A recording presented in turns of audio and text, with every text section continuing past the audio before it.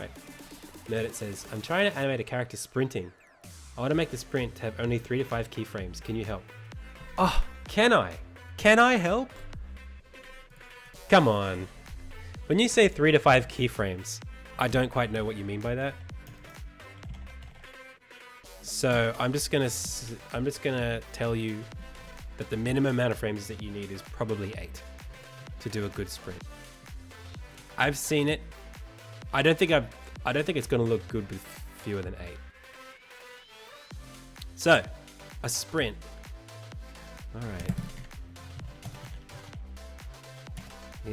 Here's a horse sprinting, or at least the closest thing you can get to it.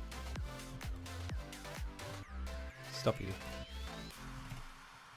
There you go. There's a sprint. Just take away the back half, and you're good. Gather around, children. If I'm going to animate something,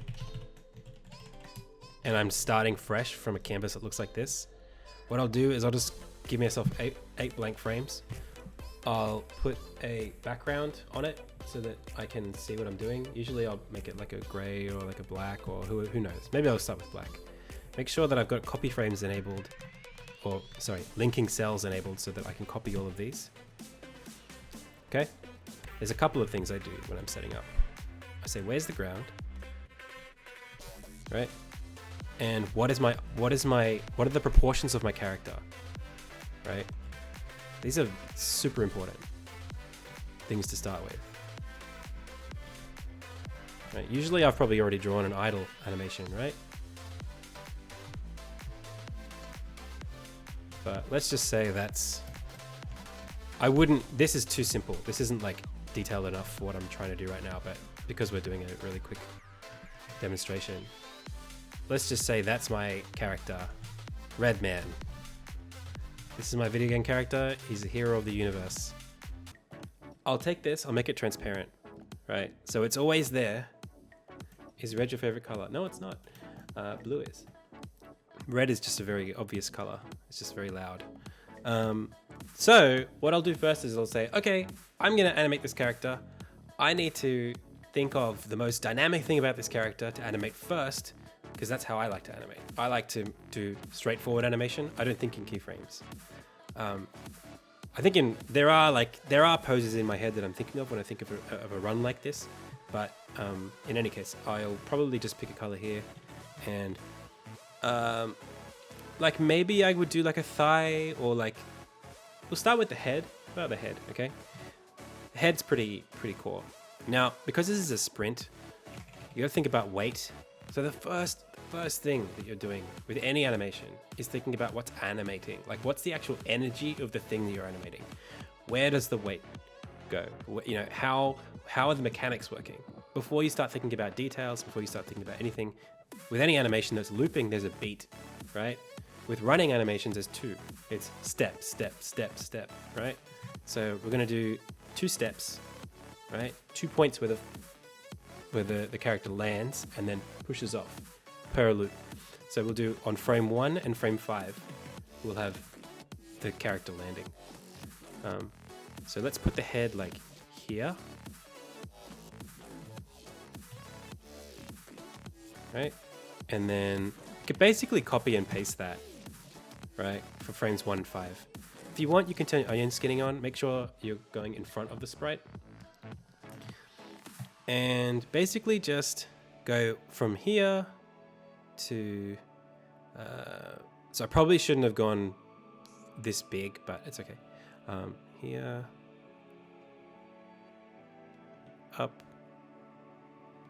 sort of staying in the same spot, hovering a little bit, and then down a little bit, and then landing, and then we're going to do the same thing again. So we could basically copy frames 2, 3, and 4 to do the same thing. So this is what we've got.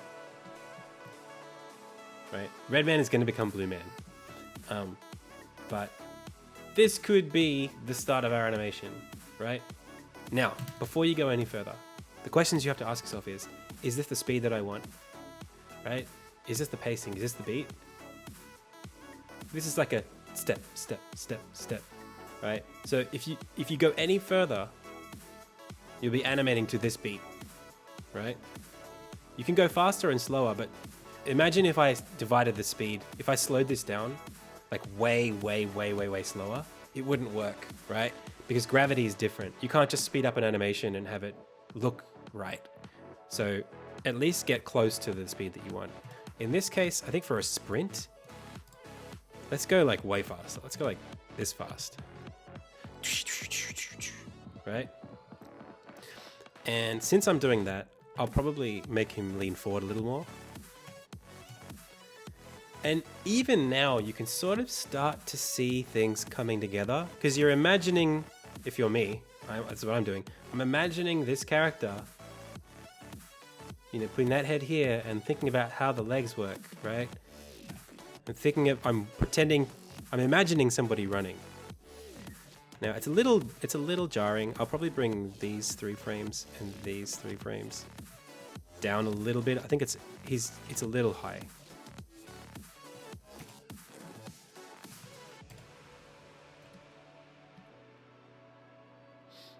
Do you change the frame rate of the sprite animations so there are different frame rates in the same game? Nah, that's not a violation of purity. I do that all the time. Every animation has a different frame rate. And I'll probably take these animations. Now what I'm doing here is I'm grabbing all of the frames that I want to do a thing with, and I'm going to move them. And I'm just going to make it go left and right. All right, so now it's like running left and right, left and right. And now this isn't perfect. I'll probably make this one like move over to the right a little bit. Make this one move over to the left a little bit. Now we've got like a figure 8 as it's running, right? That's pretty good. That's for a start, like for like the first 5 minutes of an animation. That's great. Next thing I probably want to do is either the legs or the arms. So I'll make a new layer. I'll grab let's go yellow, something completely different. And think about this. So now this beat that we were talking about, right, implies something. It implies the foot lifting, right? When it goes up, that's because they've stepped off. So we've got heaps of frames to play with. Okay, so I'm going to put the onion skin on again and go. This frame here is like passing through. Up, here, down, land. Maybe like previous frame will land through. Let's split the difference here. And then this is like back. Maybe it's like up here, up high, and then swing through. Yeah, that's good. Okay, so what I'm doing is that. So the first land, right? The first time the head is down on the ground. Then it goes up. Then on the second beat, this is the foot that's being dragged forward through the air, right? Like if we're running, it's like on the next time, this is the finger that we're talking about, the middle one. The next time it goes down, this is the leg that's passing through. So this is the passing through frame, right? And you can see it already. That's like looking really good. Drawing smear shapes during the sketch is kind of cool. Yeah, for sure. You need the smears all the time. In fact, I usually remove the smears as I'm animating. I think the smears are most useful now because they keep you mindful of sort of like what's happening.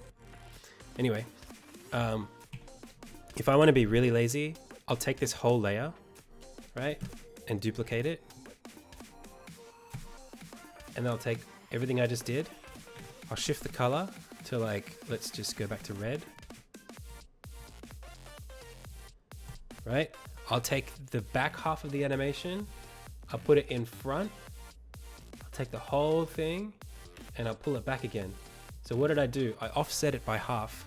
Now we have 2 legs. If you want, you can even offset them visually on the screen. So like actually take this one and like move it like this. It's looking like a run now, isn't it? What is this dark magic? Now this will look a little better once we've got the actual knees. Do you want to do the knees now or the arms? Probably the knees are probably a bit more better. A bit more illustrative, I should say. I'm just gonna like get creative with this and just sort of like see how it goes.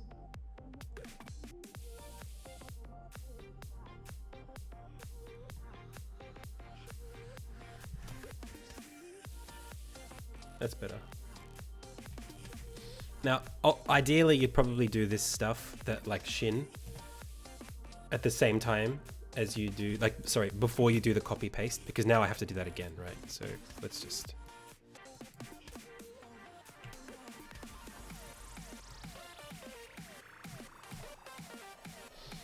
And now we got this. In fact, those ones should be back, not forward.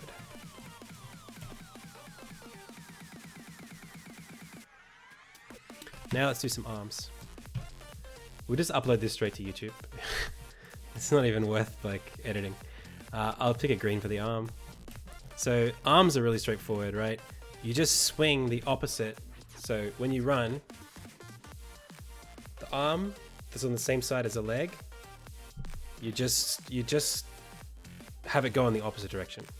So as this leg is swinging forward, right? This arm on the same side, so this is our front leg that we're thinking about here, this is going to swing back. Right? So that when this knee is up, this arm is back. Now, here's a little trick. Not everybody knows this. If you haven't studied anatomy, I don't even know if I didn't study anatomy. I'm just like going to give you some knowledge right now. Poses tend to look really good when the limbs on the upper and lower body are at perpendicular and parallel angles. So on this frame here, this is parallel with this. I don't know how to explain why that's important, but it just seems to work. Note it says, just wondering how to smooth the keyframes out at the end and start of the animation in Unity. Because I've been following along, but I don't know how to do it. When you say smooth the keyframes, you're saying when we loop. So remember, I was thinking, I broke this down into 4 frames, right? So I had the land, right? Here. And then I had 4 frames to get to the back. Right? Because it's half of the animation. So count from frame 1. 1, 2, 3, 4. You should be at the opposite place to where you were at the beginning. If on frame 5 and frame 1 you're not at the opposites, then you're either too slow or too fast. It should just line up after that, right? So like we're looking at this red leg here. 4 frames later, it's gone from all the way to the front to all the way to the back. You just have to think of it like arithmetic like that, right? You didn't get the perpendicular thingy? I'll explain it when I've finished animating the arm. So this, take this. This is like the lower arm from the elbow down should be parallel to the knee down. I'm just gonna animate this from the bottom now for a second.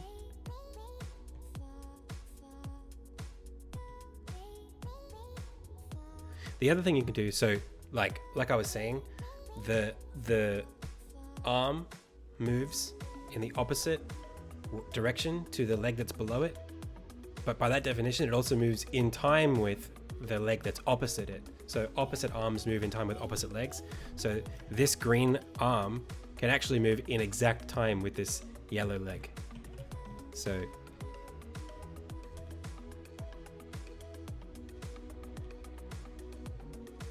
smooth this out a little bit. Okay, so we've got a bit of a run there. Okay.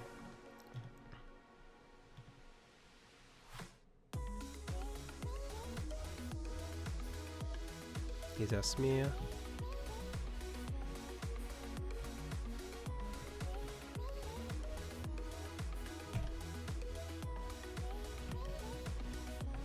this probably needs to be a little more angled forward.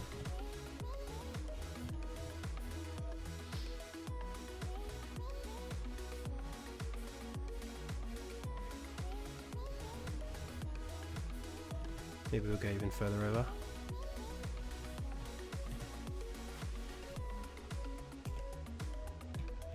And this could be more flat, I think.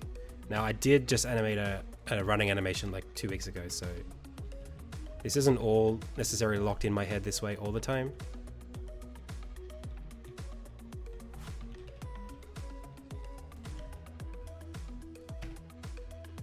So now you could probably do the same thing with this arm as we did with the legs. Just copy and paste, offset by half, pull it back, change the colors. Excuse me.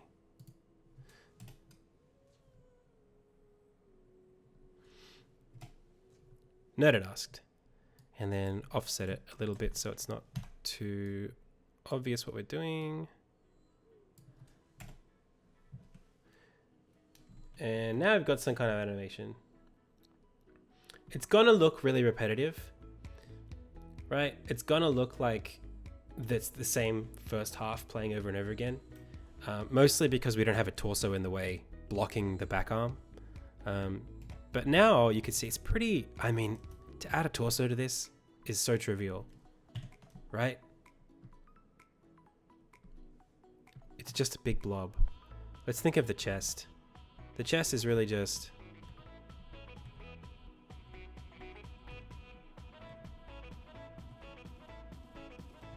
didn't even look at that. There you go. There are some tricks that I'm adding here when I'm doing this that I'm not explaining. For example, look at how the head and this shoulder / chest thing that I've just done, look at how they animate a little bit offset. So see how like the head came up and the chest follows? That's called secondary animation, right? So it's kind of like the chest is like a frame behind the head, like it's being pulled up. Sort of like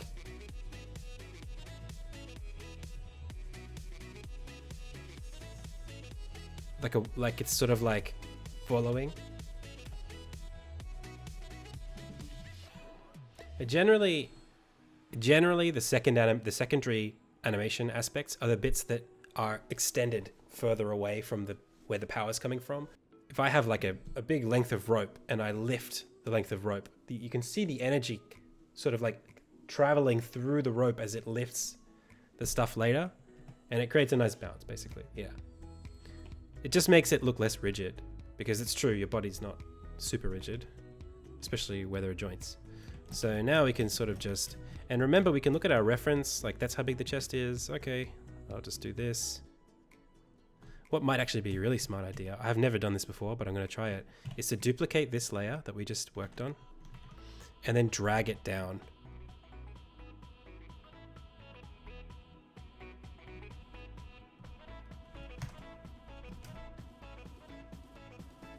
And that's our torso. We just connect the dots now.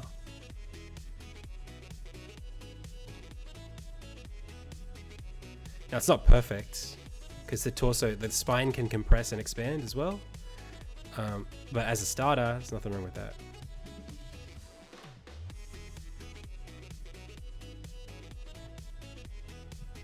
Let's give it another different color so that it doesn't get confused with the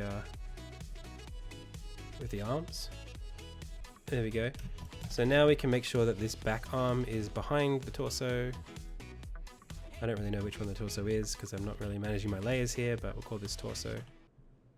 There. Okay. That's a pretty good sprint. The head's a little off. So now we can sort of tune the torso to match, just dragging it, right? Like just using the V tool to just like literally. I think I want the head to be secondary to the torso. So I'm going to reconfigure it a little bit. There we go. And I'll bring it in line a little bit because the anatomy is not quite right. But notice, this is the other really important thing, is that I'm doing these changes, right? These anatomical changes, as far as like the height of certain elements. I'm doing this now when I can very easily drag them around frame to frame, and I'm not ruining anything, right? They're all on different layers. I haven't connected anything up, so I can make this character as tall or short as I wanted just by grabbing the head, dragging all the frames that it exists on, and making it taller. See? Nerdit says, do you have a Discord? Yeah, of course I do. Join us on Discord. Right here. That goes for you too, YouTuber. Links in description. So, yeah, I mean, there's your sprint. I think the backswing on the arm probably could be a little better. I think rather than coming down, it probably should go out. So this probably could be rotated, you know, a little better like that. And it's sort of like a pendulum. The hand is sort of like following the elbow afterwards.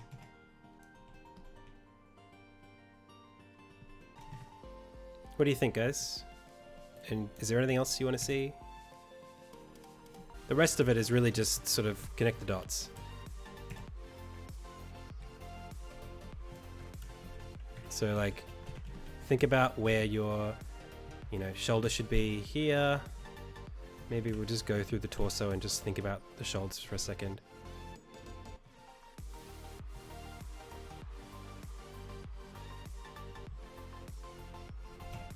Right? The shoulder rotates in 3D space. You want to know about perpendicularity? So, okay, look at this. Hang on, look at this frame.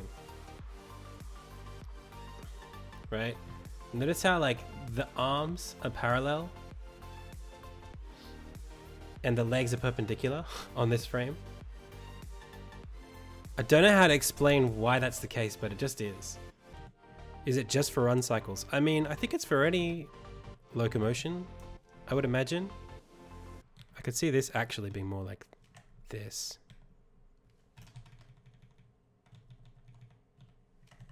Sort of more.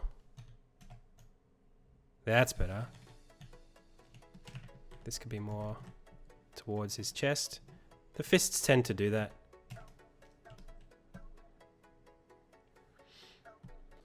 I mean, if you look at someone walking, look at this. It's like perpendicular, perpendicular. So like, it's actually that this leg, the thigh, sorry, you can't see that.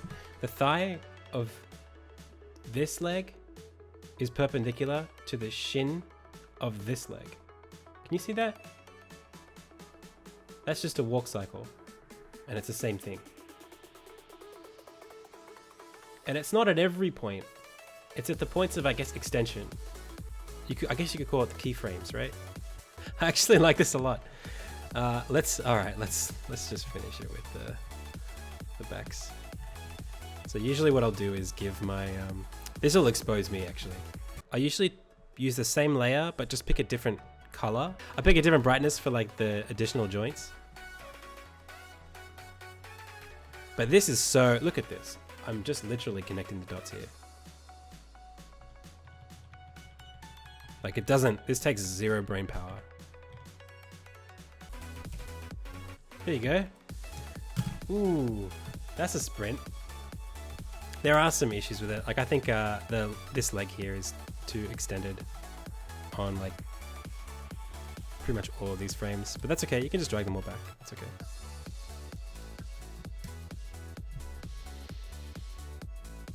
Maybe this leg, on this frame, you know, you could tidy this up a little bit, make this a little more forward. And rather than being so high, it could be a bit flatter.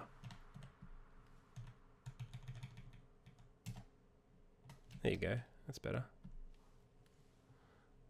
A sprint. How long did that take? Now give it 6 more legs. Ta-da! take away this. There's your sprint.